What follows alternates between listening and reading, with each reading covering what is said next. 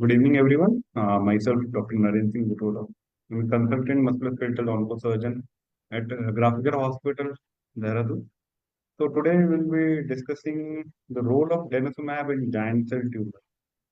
So as we know that giant cell tumor is one of the commonest locally aggressive bone tumor, which most commonly affect bones around the knee joints like distal femur, proximal tibia, along with distal radius, sacrum, and pelvis. So the incidence of giant cell tumor is approximately 1.3 to 1.7 cases per million per year. And Asian population shows higher proportion of giant cell tumor than Western population. And clinical presentation of giant cell tumor, most of the time patient present to us with pain, swelling, inability to bear weight on that limb. Along with on X-ray, we see that there are extensile lytic lesion, metadiaphyseal or epiphyseal metaphyseal lesion with a you know bubble appearance in the involved region sometimes. So there are many discrepancies on imaging basis. Sometimes people directly trust the X-ray and MRI report and go for treatment without any biopsy. But I'll say always go in a systematic manner. Get an X-ray first, preferably whole length of the bone, followed by contrast MRI of the full length bone, and followed by biopsy. Don't proceed without any tissue diagnosis. Biopsy is the one of the most important step in the management of bone and soft tissue tumor. And after that, definitely tumor board discussion and followed by the treatment. So we know that we grade the giant cell tumor of bone based on the Campanaki grading system, where we know that grade one is usually contained lesion. It is well defined lesion inside the bone, where we can proceed with curettage along with extended curettage along with adjuvant treatment. Whereas grade two is like a little bit of ballooning of the cortices, thinned out cortices, but you can make a outline. Whereas grade three, there is breach in the cortex. You cannot differentiate between cortex and medulla, and there's extra osseous extension of the tumor. On histopathology, the most important part is like sometimes there is a confusion. You send the sample to the pathologist after the biopsy, the J-needle biopsy. And 90 to 95% of the times you will get a diagnosis, or 98% of the times you will get a diagnosis.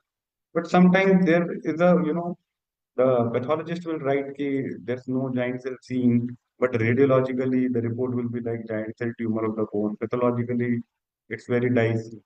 So you can get a H3F3A mutation on ISC, and that's also guide us to say that it's a giant cell tumor of bone. So the reactive giant cell and the neoplastic stromal cell differentiation is crucial for developing a targeted therapy for a giant cell tumor of the bone.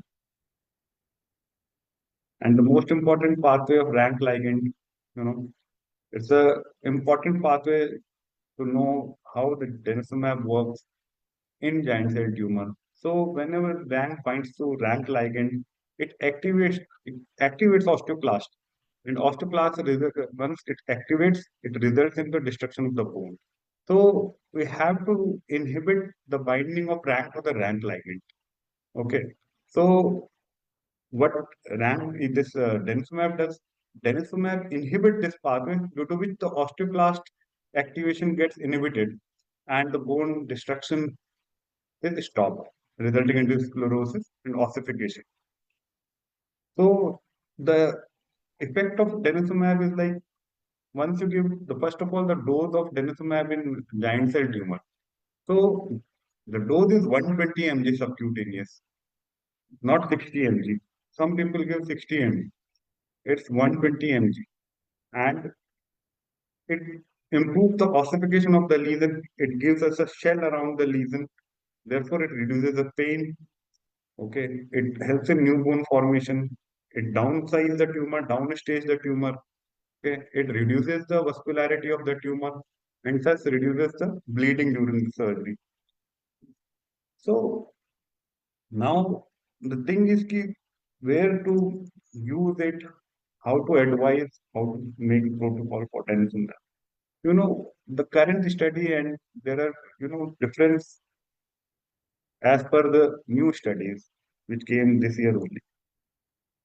Previously, we used to say first give denosumab, make tumor little hard so that it bleed less, and then go for curettage, and then continue with the surgery, continue with the denosumab in the follow-up period.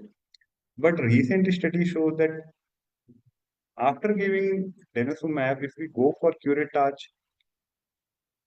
you are not able to curate the lesion completely, and the chances of leaving behind the cells is little high, resulting into increased rate of recurrence.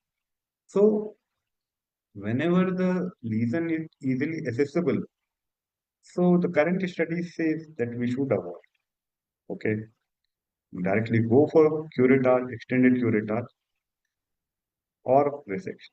Don't give them that. So earlier, the recurrence rate with curettage alone was 15 to 50%. After extended curettage, the recurrence rate was 10 to 25%. And after wide resection, it was less than 10%, sorry, less than 10%. The choice of procedure ranging from less invasive curettage to more aggressive wide resection, it directly correlates with the likelihood of tumor returning.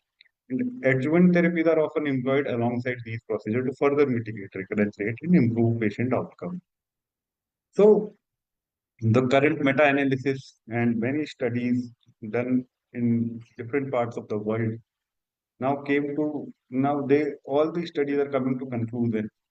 And the landmark Denosumab trials in giant cell tumors are like done by Thomas et al. In 2010, Chao in 2020. So what they say based on their study, that after inhibition of the rank ligand pathway, so increased in sclerosis in the periphery of the lesion, ossification of the matrix, neocortex formation, and reduced FDG uptake on PET scan. These are observed with denosumab in all the studies. It helps in downsizing, downstaging the tumor. So in less accessible areas, 48% in 48% of the cases, we are able to avoid surgery entirely. In 38% of the cases, it helps in downstaging the tumor followed by surgery. And in 96% of patient, people achieve who are able to achieve joint preservation. So in areas or in tumors which are very, massive in size, they're very high risk of bleeding during the surgery. Zensumab enables less morbid surgical approaches by transforming aggressive tumors into more manageable lesions. But the recurrence controls. So these current studies show that we have to balance the, you know, benefit and risk, whether we are, helping the patient or we are increasing the risk of recurrence after giving or advising denosumab. So people start giving denosumab blindly in giant cell tumors. In past few years, we have seen that patient after diagnosing giant cell tumor patient like directly kept on denosumab. We have to understand that incomplete surgery cannot be corrected by denosumab. The surgery must be complete, then only the recurrence risk will come down.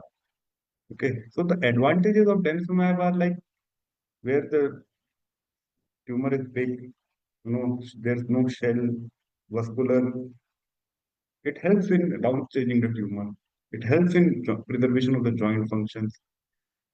It reduces the morbidity. But we have to understand that, you know, behind that thick new shell or behind that thick cortex, sometimes the stromal cells may persist or, you know, it becomes difficult to curate that area. The bone is so hard that even with high speed burst, sometimes the cells can leave behind, you know, and the complete removal or complete curettage becomes difficult, and which can lead to late recurrence in tumor, the giant cell tumor of the bone.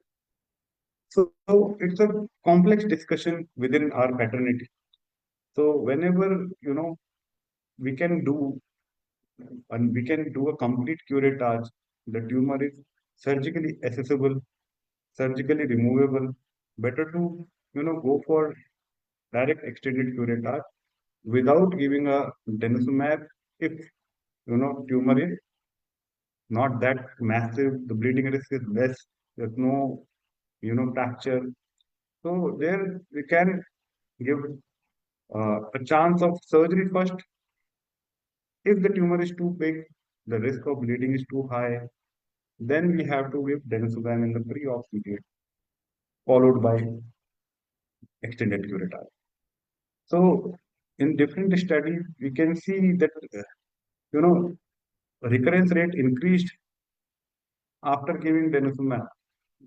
So once you have given denosumab to the lesion becomes hard, and some residual cells will be there, which can increase the chances of recurrence in the later time period. So we can see this chart. The rate of recurrence varies from 32% to 60% in different studies after giving denosumab.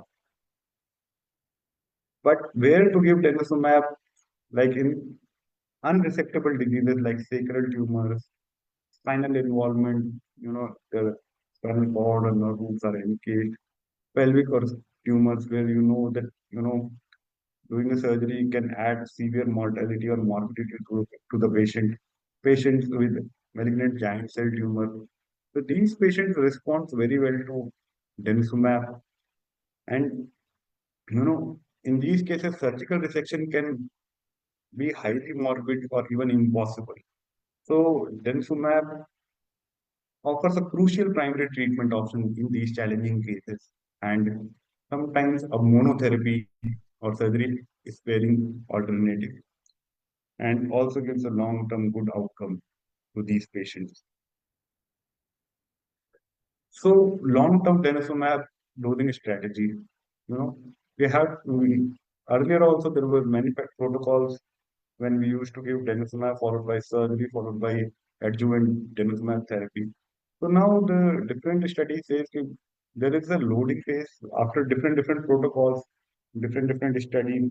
So people came to a conclusion. So in these cases where the tumor is very big or irresectable tumor or a surgically challenging site, so we prefer giving loading phase, loading doses at day 1, 8, 15, followed by a maintenance phase where we do monthly dosing for sustained treatment, and then extended interval phase where 12-week dosing and long-term management is preferred. So the long-term denosumab dosing strategy works through distinct phases to optimize therapeutic benefit while addressing practical aspect of patient care.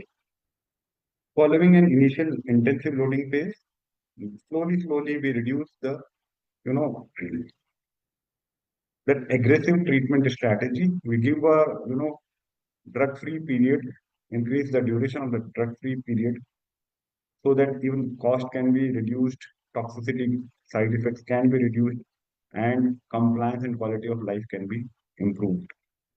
So that's how we phase out denosumab in a longer run in such cases, and slowly over a period we can increase this duration to a year. So once in a year or once in a 6 month therapy. So in these cases, there are like different surgically challenging cases, big tumors, high mortality or morbidity risk, or malignant giant cell tumor of bone. So these strategies help, and monotherapy alone can deal these kind of a situations very well and nicely. So adverse effect of denosumab.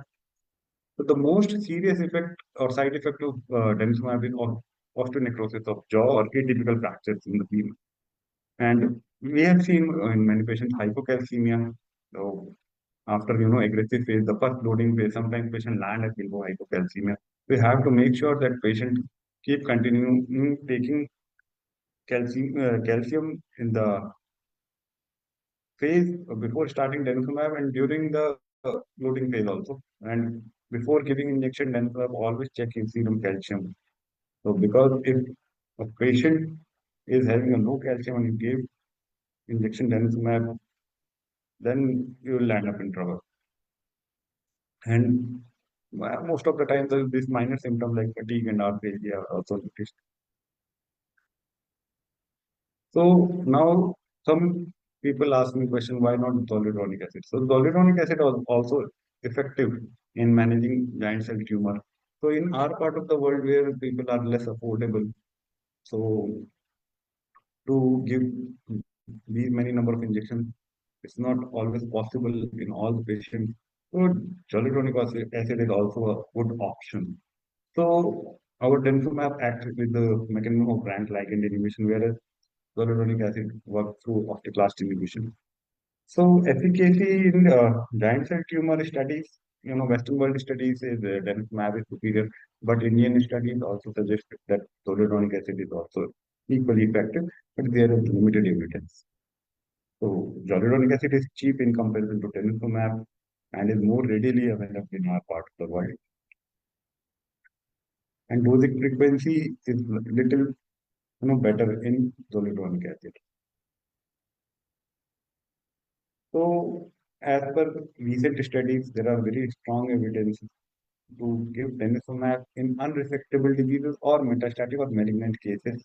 There is moderate evidence for downstaging prior to resection, but routine neoadjuvant use before curettage is not recommended whenever surgical removal or extended curettage of the disease is possible. So this is the new thing.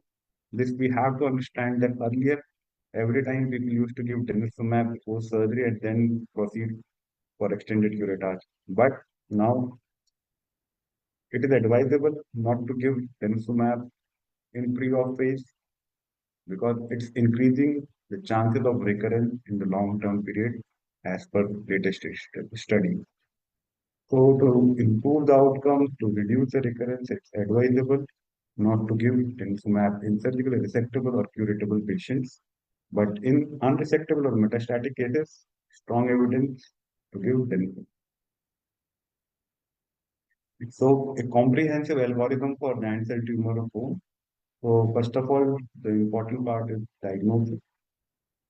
Tissue diagnosis first, then Campanaki assessment, grade 1 or 2 lesion, extended curettage, grade 3 extremity tumor, MDT review, followed by selective denosumab in cases where there is pathological fracture, where there's soft tissue extension. In selective cases, we give denosumab, but whenever extended curettage is possible, directly go for surgery. In cases where the disease is in the part of the body which is surgically challenging, or there is high mortality or morbidity with the surgery, like sacrum, spine, pelvis, and surgery is not possible, give denosumab. If surgery is possible, we should give the chance to surgery followed by denosumab.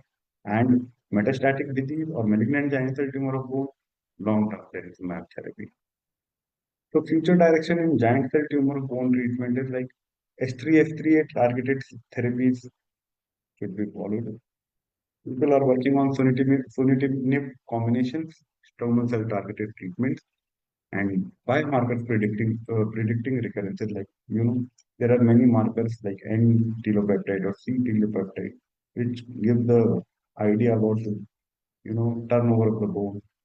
So whenever there's increase in the turnover during the phasing out denosumab, we should add denosumab that time. Suppose we are, the interval of after 2-3 months of interval of denosumab free period, the biomarkers are increasing.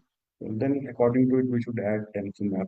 That also help in, making a protocol for a long-term denosumab therapy. And AI-based radiological prediction, definitely. So keep a close follow-up of the patient 3 monthly for first 2 years, 6 monthly for next 3 years, and yearly for next 5 years. And keep doing X-rays regularly, and then evaluate those X-rays and check for recurrence. So key take-home message is curettage remains the standard for most extremity giant cell tumor of bone. Denosumab is transformative in the unresectable diseases, The recurrence after curettage remains controversial. Long-term treatment protocols are evolving and future therapy needs target tumor cells. So the thing is, whenever surgery is possible, avoid giving Denosumab. And whenever surgery is not possible or can be highly morbid or mortality is high, prefer Denosumab. Thank you. Thank you so much, doctor, for explaining this widely interesting topic. But yes, it is very difficult to understand how a patient having a giant cell tumor or any other conditions. So you explained it very with a simple yet very knowledgeable way. So I have a couple of questions which I can bring it up now. So first is like, what are the initial indications as a patient can look like any physical indications that they have a chances of giant cell tumor or any other conditions? ज्यादातर time patient जब हम पे आते हैं तो patient की complains या तो होती हैं कि घुटने में या घुटने के आसपास की हड्डियों में दर्द और सूजन. So the typical complaint, pain and swelling around the knee joint is the most common presentation of giant cell tumor.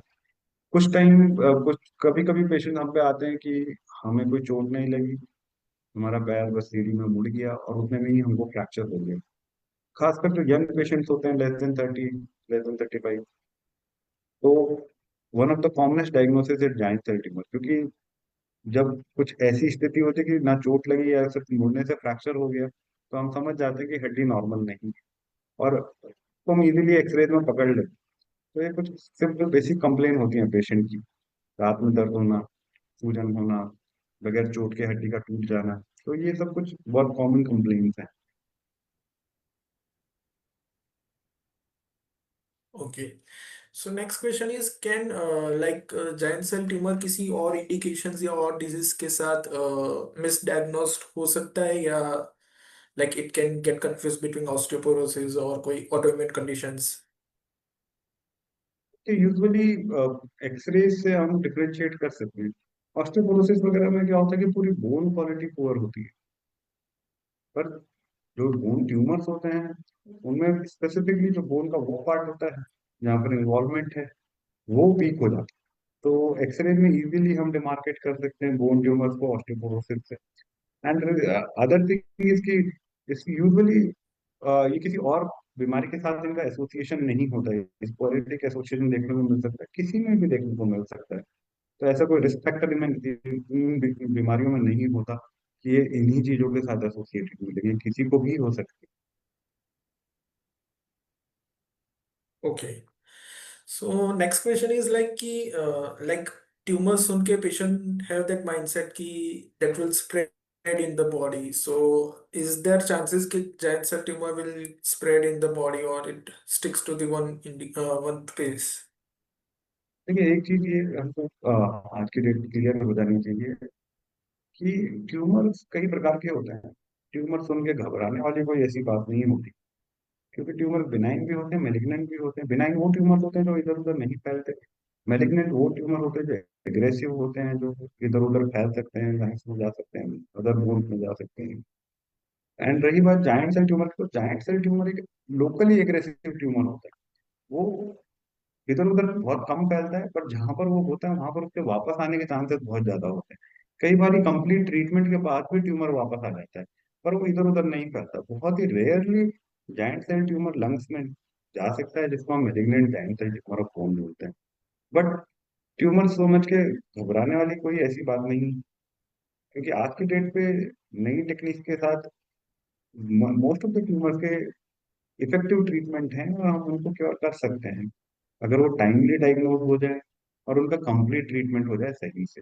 Most of the times होता है कि पेशेंट या तो डिले या लेट प्रेजेंटेशन होती है, या फिर वो इधर उधर कहीं डॉक्टर्स के पास भटकते रहते हैं, कंफ्यूज रहते हैं, उनको कोई सही गाइडलाइन नहीं मिल पाती, और फिर वो लेट प्रेजेंटेशन के साथ कॉम्प्लिकेशन के साथ आते हैं. तो वो एक बहुत बड़ा फैक्टर है, यू नो, आउटकम खराब होने के. Otherwise timely diagnosis and correct treatment से बोन ट्यूमर्स का जो सक्सेस रेट है ट्रीटमेंट का बहुत अच्छा है. मेलिग्नेंट बोन ट्यूमर्स में भी सर्वाइवल रेट 70% है, अगर वो सही से ट्रीटमेंट उनका किया जाए और टाइमली डायग्नोज किया जाए। बिनाइन ट्यूमर को तो हम कम्प्लीटली ठीक कर सकते हैं without any risk of complication. Recurrence एक बहुत कॉमन कॉम्प्लिकेशन होता है, but most of the time patient आते ही लेट स्टेज में या फ्रैक्चर के साथ आते हैं, जहाँ पर ऑटोमेटिकली रिकरेंस का रिस्क बढ़ जाता है।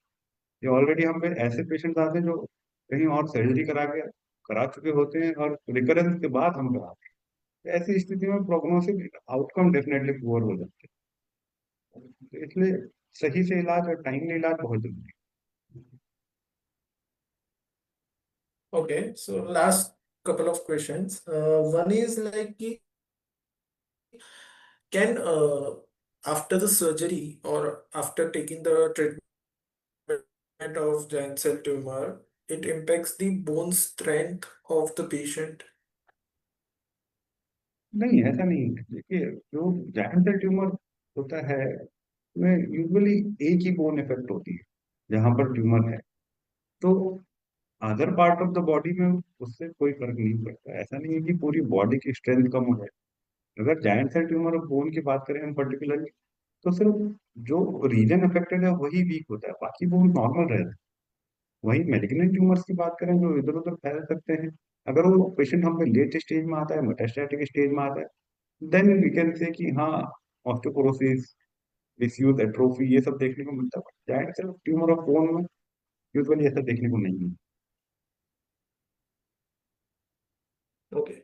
And last question is like, how important is physio or rehabilitation after the surgeries or after getting treatment of giant cell tumor? So how important it is that? देखिए, physio सबसे important part है। It's like 50-50 वाला। Surgery, एक अच्छी surgery भी खराब physiotherapy में poor result देगी। अगर फिजियो नहीं कर, कई पेशेंट फिजियोथेरेपी की इंपॉर्टेंस को नहीं समझ पाते हैं, हम शायद कहीं समझा नहीं पाते हैं। एक अच्छी सर्जरी भी बगैर फिजियोथेरेपी के खराब हो सकती है। इसीलिए खासकर ट्यूमर सर्जरीज के बाद एक लंबा टाइम रिहेबिलिटेशन का फिजियोथेरेपी का रहता है। एंड अगर आप अच्छे से फिजियोथेरेपी करें तो रिजल्ट बहुत अच्छे रहते हैं, फंक्शनल आउटकम बहुत अच्छे होते हैं। तो फिजियोथेरेपी का बहुत इंपॉर्टेंट रोल है सर्जरी के बाद। सिर्फ सर्जरी ही काफी नहीं है, उसके बाद फिजियोथेरेपी भी बहुत इंपॉर्टेंट है। So thank you so much, Dr. Narendra. And you have explained giant cell tumor with a very effective way. And I guess many of our viewers might be knowing many things about it now. And I hope you can also take another session on it after some time whenever you feel to connect with us. And one last question, like any message you can give to the patients of giant cell tumor that they should keep remembering in their mind. एक ही बात कहना चाहूंगा कि जब भी आपको कोई x ray की जानकारी मिले, या आपके एक्सरे में आपके ऑर्थोपेडिक सर्जन आपको ये बात बोले कि आपके हड्डी में कोई धब्बा है या कोई गांठ है, तो उसको इग्नोर ना करें। टाइमली प्रॉपर वर्कअप करवाएं, टाइमली उसकी डायग्नोज करवाएं। एंड कभी भी ये ना सोचें, मेरे पास बहुत पेशेंट आते हैं कि बायोप्सी के बाद ट्यूमर बढ़ जाता है। बायोप्सी जरूर कराएं ताकि एक डायग्नोसिस बन पाए, फिर उसका ट्रीटमेंट करवाएं तरीके से। सर पर्टिकुलरली अगर आपके नियर बाय मस्कुलोस्केलेटल ऑन्कोसर्जन हैं, उनसे कंसल्ट करें, जो कि बोन ट्यूमर स्पेशलिस्ट होते हैं। एंड अपने सिम्टम्स को इग्नोर ना करें और समय से treatment. Thank you. Thank you so much, sir, and thank you for the viewers for watching. I hope you like this session and see you until next time with another interesting session. Okay, so take care. Bye.